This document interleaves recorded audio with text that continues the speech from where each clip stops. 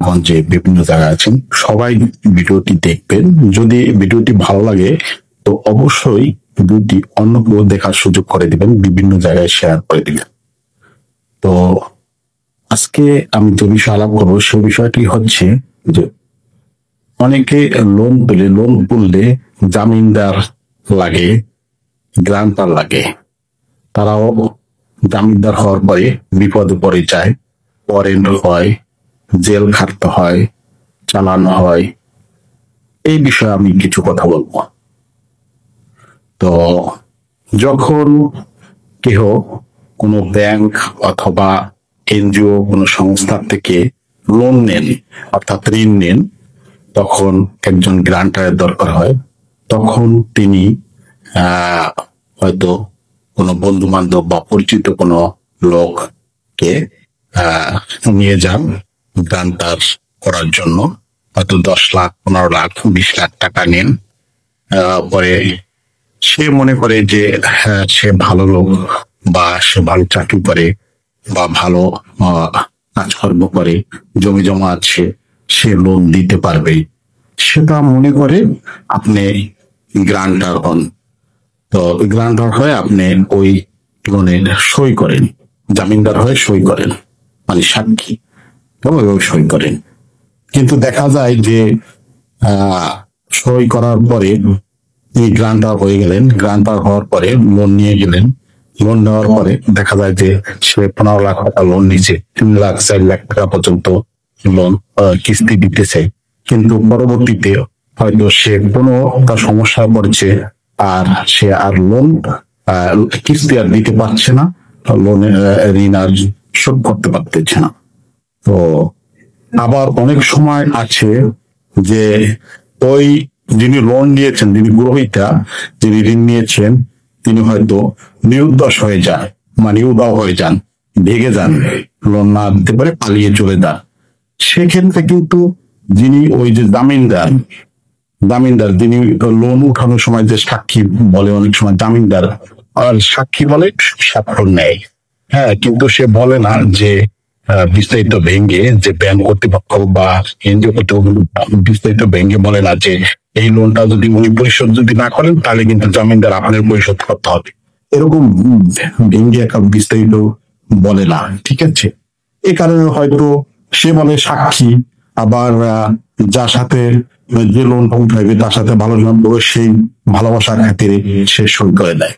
পরবর্তীতে দেখা যাচ্ছে যে সে ঋণ পরিশোধ করতে পারে না, লোন পরিশোধ করতে পারে না, সে কোনো কায়দায় পরিশোধ করতে পারে না। আবার মনে করেন যে অনেক আছে ভেগে চলে যায়, মানে নির্দোষ হয়ে চলে যায়, হ্যাঁ, পালিয়ে যায় ঋণ পরিশোধ না করে। সেক্ষেত্রে কিন্তু যিনি জামিনদার তার উপরে এই দায়ভারটা চলে আসে।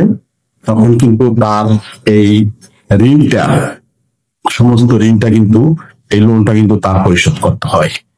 এটা আইনেই বলা আছে, অর্থ ঋণ আইন আদালত অর্থ ঋণ আইনের 2003 সালে অর্থ ঋণ আইনের 6-5 ধারায় স্পষ্ট ভাবে বলা আছে, 6-5 ধারায় স্পষ্ট ভাবে বলা আছে যে যিনি ঋণ তুলবেন, যিনি লোন তুলবেন, সেই লোনের টাকা যদি পরিশোধ তিনি না করতে পারেন, জামিনদার যিনি তিনি পরিশোধ করে দিবেন। এরকম স্পষ্ট বলা আছে। যদি কোনো ক্ষেত্রে যদি সে পালিয়ে যায় বা যদি ঋণ পরিশোধ না করতে পারে, তাহলে ওই জামিনদার যিনি গ্রান্টার তিনি এই ঋণ পরিশোধ করবেন, এটা আইনে স্পষ্ট বলা আছে। আর যদি তিনি এটা পরিশোধ যদি না করতে পারেন, সেক্ষেত্রে ওই আইনেরই 2003 সালের অর্থ ঋণ আইনের 34 ধারায় স্পষ্ট ভাবে এর সাজার কথা উল্লেখ আছে, 6 মাস সাজা কাটতে হবে, এরকম বলা আছে।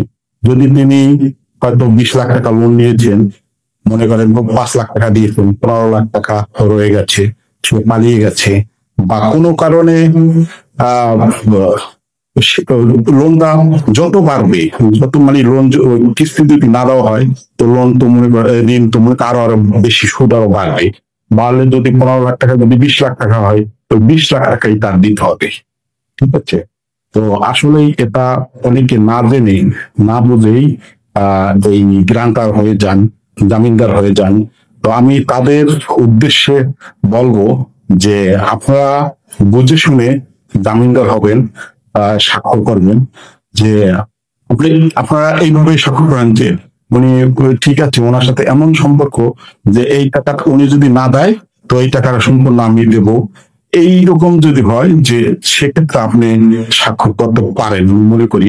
আর যদি মনে করেন আহ এইভাবে যদি না হয়, তো হয়তো কোনো একদিন কোনো এক সময় সে যদি পালিয়ে যায়, তাহলে আপনি যদি আহ, আহ, না বুঝে যদি স্বাক্ষর করেন, সেক্ষেত্রে মনে করেন এই টাকাটা, এই লোনটা, এই ঋণটা কিন্তু পুরো পরিশোধ করতে হবে। আর না হলে আপনার নামে ওই যে ওই ব্যাংক কর্তৃপক্ষ অথবা এনজিও কর্তৃপক্ষ কিন্তু এভাবেই মামলা করে। এই অর্থ ঋণ আইনের 2003 সালের আহ 5-এর 6 উপধারায় এটা কিন্তু মামলা করে। ঠিক আছে, তারপরে কিন্তু তখন আপনি নাম ওয়ারেন্ট পাবেন, আপনি চালান হবেন, আপনি কিন্তু এই ঋণ পরিশোধ করতে হবে। তো এটা চিন্তা ভাবনা করে আপনারা এই যে কোনো ব্যক্তি লোন উঠাইলে আহ, তার এই বিষয়ে জেনে শুনে বুঝে তারপরে আপনি স্বাক্ষর করবেন। তো আমি আরো কিছু কথা বলতে চাই, সেটা হচ্ছে আমি স্পষ্ট ভাবে আমি ক্লিয়ার ভাবে আর কিছু কথা বলে, সেটা হচ্ছে যে এর যারা ব্যাংক কর্তৃপক্ষ, এনজিও কর্তৃপক্ষ, আপনাদের উদ্দেশ্যে আমি কিছু কথা বলবো। আপনারা অবশ্যই অবশ্যই যারা গ্যারান্টার হবে বা জামিনদার হবে এই লোন আনতে গেলে, তাদেরকে অবশ্যই বুঝিয়ে বলবেন যে এই লোনটা সে নিচ্ছে, ঠিক আছে, আপনি জামিনদার হচ্ছেন, আপনি গ্যারান্টার হচ্ছেন। যদি এই লোন কোনো কারণে সে যদি শোধ না করতে পারে বা সে যদি কিস্তি না দেয় বা সে সে যদি কোনো কারণে পালিয়ে যায়, তাহলে কিন্তু এই লোনটা কিন্তু আপনার পুরো পরিশোধ করতে হবে। তো এই জিনিসটা বুঝিয়ে বলবেন। এখন আপনি সই করবেন কিনা বা জামিনদার হবেন কিনা না আপনার ব্যাপার, কিন্তু এটা বলবেন। কিন্তু অনেক এনজিও, অনেক সাক্ষী ব্যাংক কর্তৃপক্ষ আছে, কিন্তু সেটা বলে না। ঠিক আছে, সে বলে সাক্ষী। সাক্ষী আপনার এটা গ্রান্টার, এটা জামিনদার। আপনি এই সই করলে কিন্তু আপনি জামিনদার হয়ে গেলেন, গ্রান্টার হয়ে গেলেন, কিন্তু এটা বুঝিয়ে বলতে হবে। দেখেন, আর একটা জিনিস দেখেন যে আমরা অনেক আসামি বিজ্ঞ আদালতে যখন 164 করাই, তখন কিন্তু ম্যাজিস্ট্রেট বা যিনি বিচারক থাকেন ওই মামলার, তিনি কিন্তু ওই যে আসামির 164 করার আসামিকে কিন্তু খুলে মিলে সবকিছু বলে যে এই এই তুমি এই অপরাধ করছো, তোমার এই অপরাধ তুমি যদি দোষ স্বীকার করো তাহলে তোমার এই শাস্তি হবে। ঠিক আছে, বা এই কি হবে, তখন কিন্তু খুলে মিলে আসামিকে বলে। বলার পরে তখন আসামি হয়তো মনে করে যে আমি যেটুকু অপরাধ করছি ঠিক আছে, আমি যেটা যেটা করছি ঠিক আছে, সেটুকুই আমি বলে দিই, তখনই বলে দেয়। কিন্তু এটা দেখেন, এটা অবশ্যই আপনার বলতে হবে। ঠিক আছে, আমি এটাই, কারণ গ্রামগঞ্জে অনেকেই আছে এগুলো বোঝে না। ঠিক আছে, হট করে মনে করেন যে ঠিক আছে আমি লোন তুলবো, তুমি একটু ভাই এটা সই দাও, এটা স্বাক্ষর দাও। সে বোঝে না, পট করে মনে করেন স্বাক্ষর দিয়ে দেয়, বা মনে করেন হয়তো কিছু টাকা দেয়, বা মনে করেন 50 লাখ টাকা বলেইবে, হয়তো মনে করেন যে তার সে গ্রান্ট হয়ে তাকে করে কি মনে করেন 5,000 টাকা দেয়, তারপর সে সই দিয়ে দেয়। কিন্তু সে তো জানে না যে এই সই দিলে পরে আমি এই টাকাগুলো জামিনদার হইব না, তো পরবর্তীতে আমার এটা দেওয়া লাগবে। সে যদি কোনো কারণে যদি চলে যায় বা হারিয়ে যায় বা না দিতে পারে, কিন্তু এটা অনেকেই বুঝে না।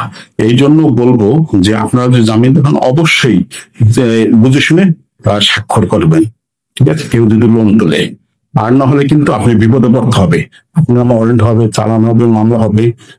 তো আপনি অবশ্যই জামিনদার হলে বা গ্রান্টার হলে আপনি বুঝে শুনে সই করবেন। আর বিষয়টা হচ্ছে, আমি বেশি আহ, মানে সবচেয়ে সবচেয়ে আমি যারা ব্যাংক কর্তৃপক্ষ এবং যারা এনজিও সংস্থা কর্তৃপক্ষ তাদেরকে বলবো, যারা লোন দেন তারা অবশ্যই অবশ্যই যারা এই লোন নিবেন, তাদের যে গ্রান্টার যায় বা জামিনদার যায়, তাদেরকে অবশ্যই এই বিষয়টা বুঝিয়ে বলবেন যে এই লোনটা যদি সে পরিশোধ না করতে পারে, এই লোনটা যদি সে দিতে না পারে কোনো কারণে, যদি সে দিতে যদি ব্যর্থ হয়, সেক্ষেত্রে কিন্তু আপনার এই লোন দিতে হবে। আপনি জামিনদার, আপনি কিন্তু লোন দিতে হবে, পরিশোধ করতে হবে, আপনার ঋণ পরিশোধ করতে হবে। ঠিক আছে, এটা বুঝিয়ে বলবেন। আর নইলে আপনার নামে মামলা হবে, আপনিও হবে, আপনার জেল থাকতে হবে। তো এটা বুঝিয়ে বলবেন। আর এটা না বলার কারণে, আপনারা এটা বুঝিয়ে না বলার কারণে অনেক গ্রামগঞ্জের মানুষ বোঝে না, ঠিক আছে। আবার অনেকে বোঝে না, পরে বিপদে পড়ে যায়।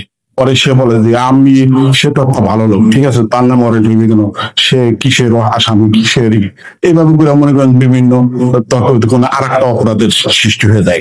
ঠিক আছে, পুলিশের কাছে, পুলিশের সরকারি কাছে বাধা দেয় বা কিসের অনেক, তখন অনেক দেখা যাচ্ছে ঠিকই করেন, কিন্তু ওখানে তো লেখা দেখা না যে সে এই লোনের সে জামিনদার ছিল, এরকম। ঠিক আছে, তো এটাই মূলত এই ভিডিওটা খুব গুরুত্বপূর্ণ। যারা যেখান থেকে এই ভিডিওটি দেখবেন সবাই এই ভিডিওটি শেয়ার করে আরো অন্যান্য লোকজনকে সবাইকে দেখার সুযোগ করে দিবেন, কারণ গ্রামগঞ্জে এগুলো অহরহ ঘটে থাকে। হ্যাঁ, পরে মনে করেন যে জামিনদার হয়, পরে এই ধরনের সমস্যা হয়, পরে বিপদে পড়ে যায়। তো আশা করি আমার এই ভিডিওটা দেখে অনেকেই সতর্ক হয়ে যাবেন। তো ভালো থাকবেন, আল্লাহ হাফিজ, আসসালামু আলাইকুম।